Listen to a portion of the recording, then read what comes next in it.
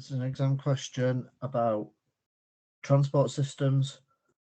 It says both multicellular animals and plants have transport systems consisting of various tubular vessels.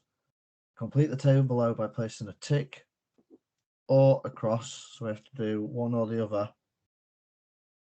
And we've got 4 different features and animal and plant cells, and it's worth 4 marks.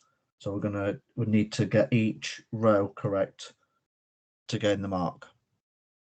So first of all, the contents of vessels are pumped around the system. Well, if there's pumping going on, it's by the heart. So that's going to be animals. Plant cells, there's no pumping.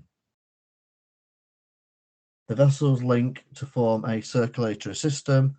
Well, there's a circulatory system in animals. There isn't a circulatory system in plants. It's phloem and xylem vessels. The vessels form a major nutrient transport system.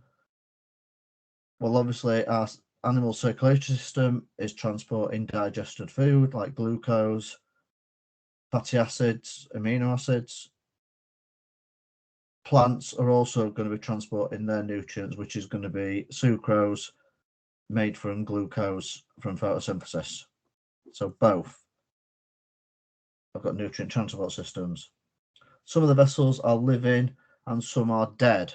Well, in animals, all the cells are living, but in plants, xylem is dead and phloem cells are alive. So that's a tick for plants. 4 rows, 4 marks.